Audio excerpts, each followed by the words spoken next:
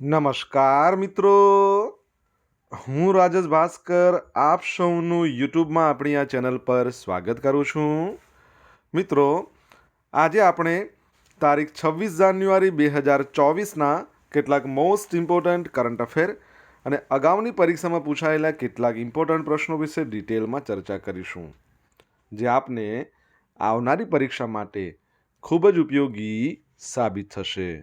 તો મિત્રો, આપ આ ચર્ચા સાથે જોડાઈ રહેજો અને વિડીયોને પહેલેથી લઈને છેલ્લે સુધી પૂરેપૂરો જોવાનો આગ્રહ રાખજો. તો ચલો મિત્રો, શરૂ કરીએ. શરૂઆત કરતાં પહેલાં જણાવી દઉં કે જો તમારે આપણી આ યુટ્યુબ ચેનલને સબસ્ક્રાઇબ કરવાનું બાકી હોય તો ચેનલને સબસ્ક્રાઇબ કરજો, નોટિફિકેશન બેલ આઇકોનને પ્રેસ કરીને, અને જો તમને વિડીયો પસંદ આવે તો વિડીયોને લાઇક કરજો અને તમારા જેટલા પણ મિત્રો છે એ બધા મિત્રો જોડે આ વિડીયોની લિંકને શેર કરજો. તો શરૂઆત કરીએ આજના આપણા સેશનની. સૌપ્રથમ જોઈશું અગાઉની પરીક્ષામાં પૂછાયેલા બંધારણના પ્રશ્નો, જેના જવાબો તમારે મને કમેન્ટમાં લખીને જણાવવાના છે. વિડીયોના લાસ્ટમાં જ્યારે હું તમને આ દરેક પ્રશ્નના જવાબ જણાવું ત્યારે તમારે ચેક કરવાનું કે તમે આપેલા પ્રશ્નોના જવાબમાંથી કેટલા પ્રશ્નો જવાબ સાચા છે. ત્યારબાદ તમારે શું કરવાનું, તમને ખબર જ છે કે ડેલી જીકે ટેસ્ટ એમાં આપણે રોજ 10 પ્રશ્નો પૂછીએ છીએ. આ 10 પ્રશ્નોમાંથી તમારા કેટલા પ્રશ્નોના જવાબ સાચા છે એ પણ તમારે કમેન્ટમાં લખીને જણાવવાનું છે.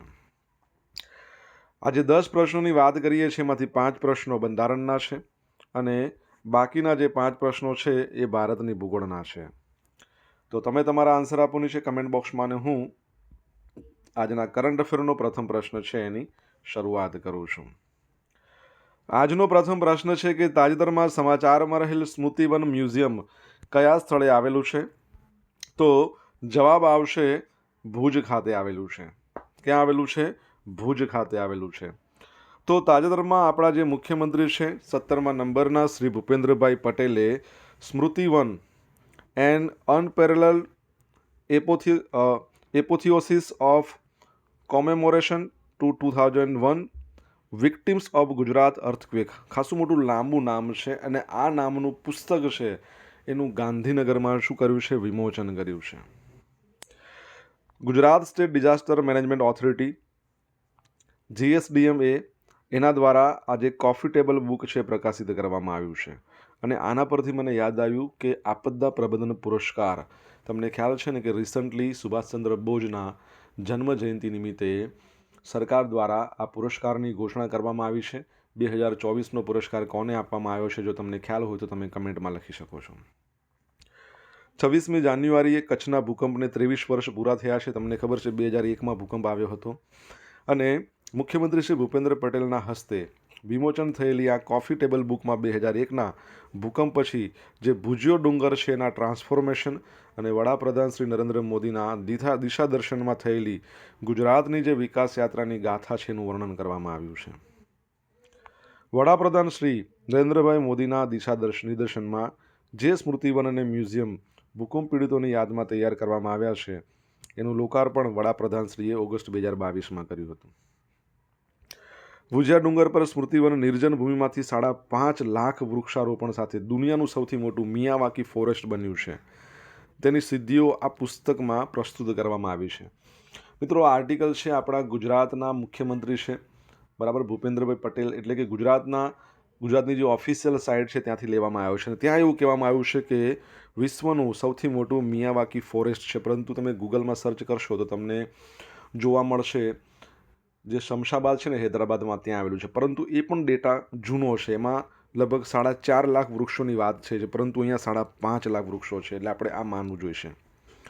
સ્મૃતિવન મ્યુઝિયમને તેની આંતરરાષ્ટ્રીય કક્ષાના આર્કિટેક્ચર અને પ્રદર્શન ડિઝાઇન માટે એનાયત થયેલ છે રેડ ડોટ 2023 એવોર્ડ, 13મા નંબરનો CII design excellence award, London design award 2023, global architecture design award winner 2023. આ બધા જે એવોર્ડ્સ મળ્યા છે ને, આવી આંતરરાષ્ટ્રીય સન્માનની માહિતી છે ને એ પણ આ પુસ્તકની અંદર સમાવિષ્ટ છે. તો એ બાબત યાદ રાખજો. ઓકે, આગળ વધીએ આપણે. દર વર્ષે ઇન્ટરનેશનલ કસ્ટમ્સ ડે ક્યારે મનાવવામાં આવે છે? તો મિત્રો આજનો દિવસ એટલે કે 26 જાન્યુઆરી છે, જેને ઇન્ટરનેશનલ કસ્ટમ્સ ડે તરીકે ઉજવવામાં આવે છે. આ દિવસ કસ્ટમ અધિકારીઓ અને એજન્સીઓ એમની ભૂમિકાને માન્યતા આપવા માટે અને કસ્ટમ અધિકારીઓ એમની નોકરીમાં સામનો કરે છે તે કાર્યકારી પરિસ્થિતિઓ અને પડકારો પર ધ્યાન કેન્દ્રિત કરવા માટે ઉજવવામાં આવે છે. 1953માં વર્લ્ડ કસ્ટમ ઓર્ગેનાઇઝેશન દ્વારા આ દિવસની ઉજવણી માટે આ દિવસની પસંદગી એટલે કે સ્થાપના કરવામાં આવી હતી. જ્યારે બેલ્જિયમના બ્રેસલ્સની અંદર કસ્ટમ કોઓપરેશન કાઉન્સિલનું ઉદ્ઘાટન સત્ર યોજાયું હતું. 1994માં આનું નામ બદલીને શું કર્યું? વર્લ્ડ કસ્ટમ ઓર્ગેનાઇઝેશન કર્યું છે. 2024ની આની જે થીમ છે, કસ્ટમ હેતુ સાથે પરંપરાગત અને નવા ભાગીદારોને જોડે છે. એટલે કસ્ટમ પછી અલ્પવિરામ લખવો પડે. કસ્ટમ હેતુ સાથે પરંપરાગત અને નવા ભાગીદારોને જોડે છે. કસ્ટમ્સની વાત આવી તો તમને ખબર છે કે CBIC Central Board of Excise and Customs એના જે ચેરમેન છે, અધ્યક્ષ, એમનું નામ સંજય અગ્રવાલ છે.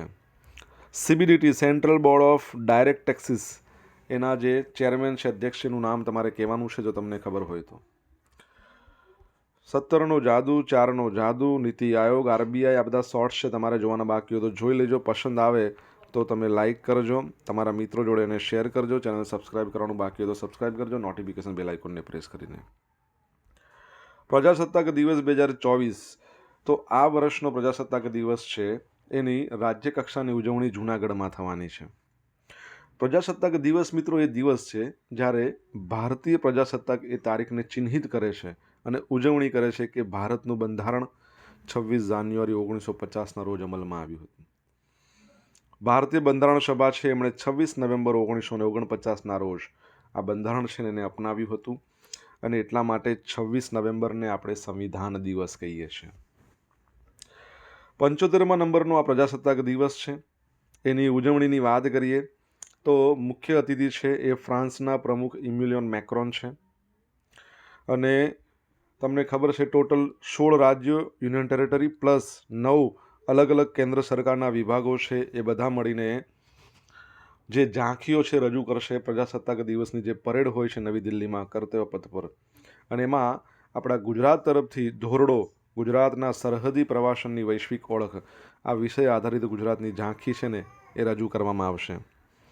શું તમને ખબર છે કે આપણું બંધારણ છે એ બંધારણ રચવામાં કેટલો સમય લાગ્યો હતો? આન્સર આવડે તો કમેન્ટમાં લખો.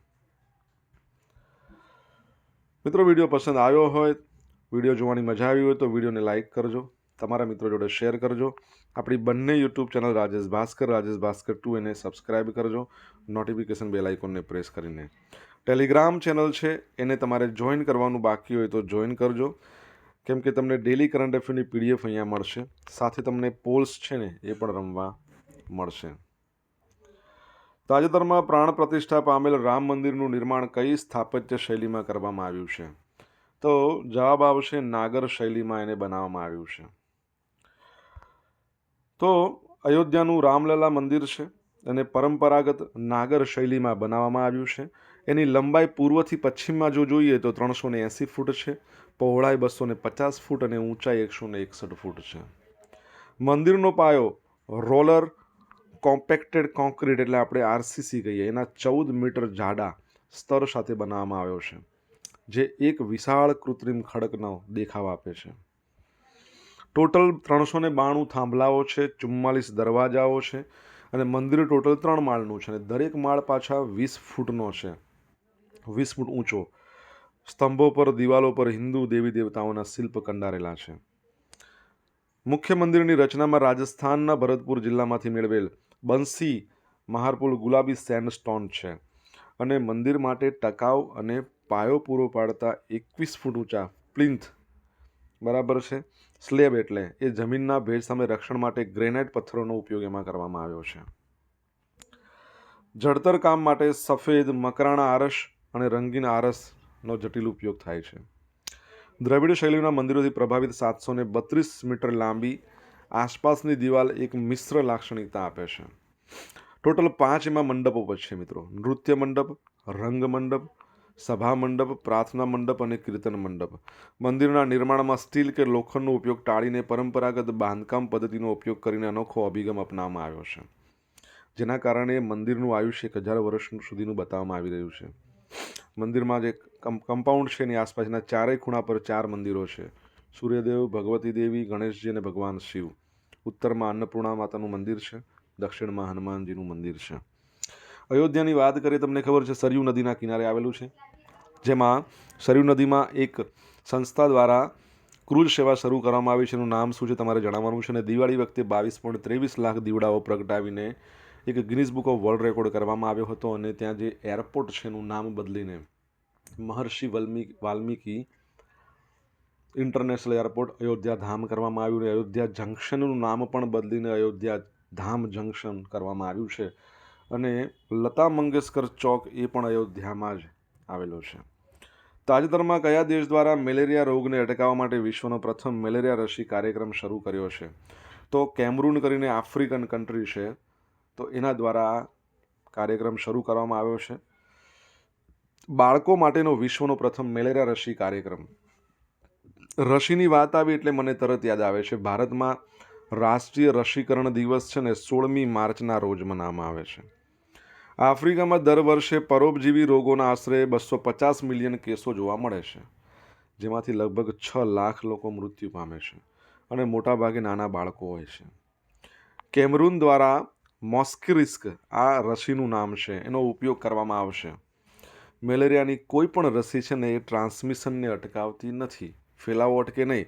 એટલે બેડ નેટ્સ, જંતુનાશક છંટકાવ એના જેવા અન્ય સાધનો તો હજુ પણ મહત્વપૂર્ણ રહેશે જ. મેલેરિયા એ પ્લાઝ્મોડિયમ પરોપજીવીઓ દ્વારા થતો જીવલેણ મચ્છરજન્ય રોગ છે. તમારે મને જણાવવાનું છે કે એનો ફેલાવો કોના દ્વારા થાય છે. મેલેરિયાનો ફેલાવો કયા મચ્છર દ્વારા. અને મેલેરિયા દિવસ આપણે દર વર્ષે 25મી એપ્રિલે મનાવવામાં આવે છે. 5 પ્લાઝ્મોડિયમ પરોપજીવી પ્રજાતિઓ છે જે મનુષ્યમાં મેલેરિયાનું કારણ બને છે, જેમાંથી 2 છે પી ફાલ્સીપેરમ અને પી વિવેક્સ. સૌથી મોટો ખતરો કહેવાય.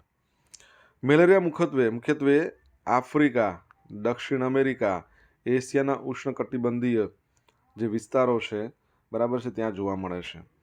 અને એના લક્ષણમાં કેવું હોય? તાવ આવે, ફ્લૂ જેવી બીમારીનો સમાવેશ થાય, શરીરમાં ધ્રુજારી, માથાનો દુખાવો, સ્નાયુમાં દુખાવો, થાક, આનો બધો સમાવેશ થાય છે. મોજૂજ પરંપરાગત પાડાની લડાઈ, બરાબર છે. તાજેતરમાં આસામ સરકારે શું કર્યું છે? 9 વર્ષ પછી 400 વર્ષ જૂની પાડાઓની જે પરંપરાગત લડાઈ છે મોજૂજ, એને મંજૂરી આપી છે. તમને ખ્યાલ હશે કે તમિલનાડુમાં જલ્લીકટ્ટુ પોંગલ હોય ત્યારે યોજાય છે ને, બરાબર છે, આંખલાઓની લડાઈ.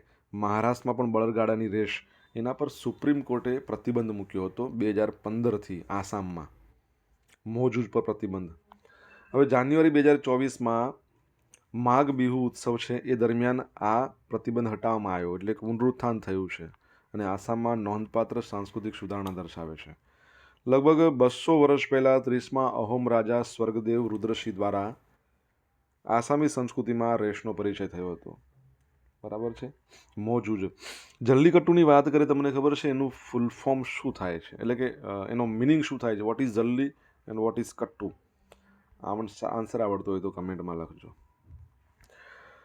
સોશિયલ મીડિયાના માધ્યમથી તમે મારી જોડે કનેક્ટ રહી શકો છો. મારું ઇન્સ્ટા આઈડી છે rajesh.i.bhaskar, મારું ફેસબુક આઈડી છે RI ભાસ્કર, અને મારું ટેલિગ્રામ આઈડી છે રાજેશ ભાસ્કર. ટેલિગ્રામ ચેનલ છે, ત્યાં તમને ડેલી કરંટ અફેરની PDF મળશે અને પોલ્સ પણ રમવા મળશે. અને જો ભણવાની મજા આવી હોય તો વિડીયોને લાઈક અવશ્ય કરજો, તમારા મિત્રો જોડે શેર અવશ્ય કરજો. આપણી ચેનલને સબસ્ક્રાઈબ કરવાની બાકી હોય તો સબસ્ક્રાઈબ કરજો, નોટિફિકેશન બેલ આઇકોનને પ્રેસ કરીને. તાજેતરમાં કોણે ભારતના પ્રજાસત્તાક તરીકેના 75 વર્ષને ચિહ્નિત કરવા માટે રાષ્ટ્રવ્યાપી અભિયાન છે, જે પરીક્ષાની દ્રષ્ટિએ બહુ જ અગત્યનું છે, ખૂબ જ અગત્યનું, હમારા સંવિધાન હમારા સન્માન, એની શરૂઆત કરી છે? તો જવાબ રહેશે શ્રી જગદીપ ધનખડ, આપણા જે વાઇસ પ્રેસિડેન્ટ છે 14મા નંબરના, જેઓને તમે ઇમેજમાં જોઈ શકો છો અહીંયા. ઓકે. તો તાજેતરમાં ડૉક્ટર આંબેડકર ઇન્ટરનેશનલ સેન્ટર નવી દિલ્હીમાં એક સીમાચિહ્ન રૂપ કાર્યક્રમ હતો. એમાં આપણા જે ઉપરાષ્ટ્રપતિ છે શ્રી જગદીપ ધનખડ, એમણે ભારતના પ્રજાસત્તાક તરીકેના 75 વર્ષને ચિહ્નિત કરવા રાષ્ટ્રવ્યાપી અભિયાન હમારા સંવિધાન હમારા સન્માનની શરૂઆત કરી. આ પહેલ બંધારણીય સિદ્ધાંતો પ્રત્યે પ્રતિબદ્ધતાને મજબૂત કરવા નાગરિકોમાં ગૌરવ અને જવાબદારીને પ્રોત્સાહન આપવાનો પ્રયાસ કરે છે. ઉપરાષ્ટ્રપતિએ ન્યાય સેતુનો પરિચય પણ કરાવ્યો છે, જે કાનૂની સેવાઓને લાસ્ટ માઇલ છેલ્લા માઇલ સુધી વિસ્તારતી પરિવર્તનકારી પહેલ છે. હમારા સંવિધાન હમારા સન્માન આ જે ઝુંબેશ છે એ હેઠળ પ્રયાસો હાસ્યમાં ધકેલાઈ ગયેલા જે સમુદાયો છે એને કાયદેસર રીતે સશક્તિકરણ પર ધ્યાન કેન્દ્રિત કરે છે અને તેમની ન્યાયની પહોંચને સુનિશ્ચિત કરે છે.